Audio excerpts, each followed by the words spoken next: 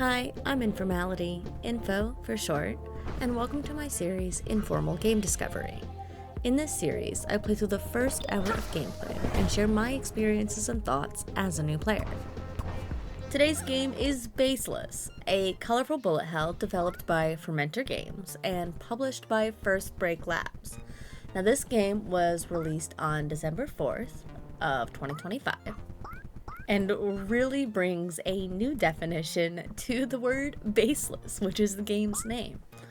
In this game, you are basically out in the galaxies. You're running around planet-like structures.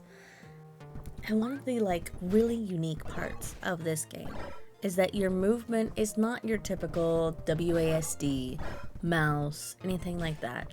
Your movement is based on where you aim your gun. You aim your gun to the left, you're going to be moving to the right. It is so physics-based, and it really creates this different approach you have to take to the game, because you also have to shoot enemies. You're not just moving from place to place. So using that as your movement and as, how you keep yourself alive and safe from danger and take out enemies, it adds a really interesting spin to the game that you don't really see. And the camera and your gravity depends on how you're positioned and how far you are away from these planets. So you really don't have a base, you're just out doing stuff, which is really cool. Immediately, I love the design of this game. It is so colorful, very geometric. It's really pleasing to the eye and super interesting to play without being overly jarring or intense, which I do find as an issue with some colorful games. The characters immediately have so much personality to them, and it's just navigating the game and the controls feels really, really good. Now, the overall gameplay loop and how you play the game is you go into these missions and you have to go through 4 separate stages before you challenge the boss. Now, this game operates kind of sort of like a roguelite, where if you do fail, you have to start from the very beginning of that mission set. I did that. I failed the very first boss fight. So that was definitely a shock to my system, which did give me a little bit of, oh crap, that wasn't worth it. But I did learn a lot doing it the first time around, and it was much, much easier to tackle the second go with a little bit more knowledge under my belt. But after you do your mission run and you defeat the boss at the end of the level, then you go back to your little home base and you get to spend your earnings from that run and unlock, your new friends that you save and all this stuff to make yourself more powerful and be able to do more as you go and continue to essentially save the world, is my guess. Now, I haven't played too much more than the initial hour of this game, but it is definitely a game I will be returning to play in full, because there's just so much life and play that I could get out of it.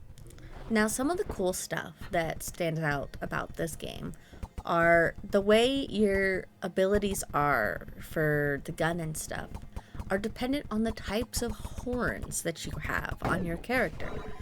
And after completing the first missions or so, you earn the currency type in order to purchase a different set of horns, which gives you a completely different playstyle that you can experiment with. And these horns actually appear visually on your character. It's not like an equipable item that you have on. Once you select them and choose it as your active horn type, you can see that on your character and immediately feel the difference just jumping around in the base. Additionally, every level is a little bit different, and it constantly changes up the gameplay of that level. Like when I failed my first mission set and had to start from the beginning, it wasn't exactly the same level that I had run previously. Yes, all of, the amount I had to do was the same. The general plan of it was the same, but the placement of all of the items was not. Which means even when you're failing missions, you're not repeating those missions exactly over and over and over again to try and make success, you're getting a slightly different flavor of those missions, so it's not as monotonous, which is really nice in a game where you're likely to fail a few times before you succeed. Now, during my first hour, I did run into a few things that did not feel as good, and I would consider pain points of the experience. The very first one was I somehow managed to get myself stuck on the very first boss fight, which is why I ended up failing it, which was not cool. There is a charged dodge mechanic in the game that it doesn't actually teach you until after you defeat that first boss, but you can use it before it teaches it to you. So I was doing this move, which I thought was really cool, and managed to go through the barrier positioned above the first boss. And, well, that did not end well for me. Oh, I mean, I knew the second I went up there that, yeah, there's no way for me to get back out of this. It just keeps knocking me back and I'm going to die again. Not the greatest experience, but certainly I put myself there by doing a skill that I should not have been doing at that point in time because it had not been taught to me.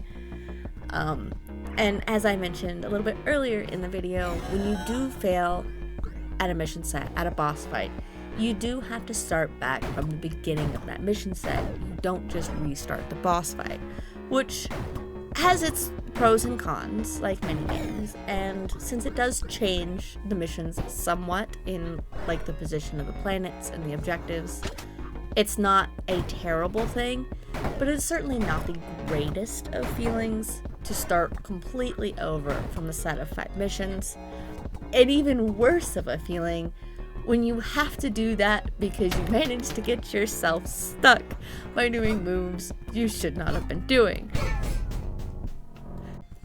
Overall, the game feels really, really good.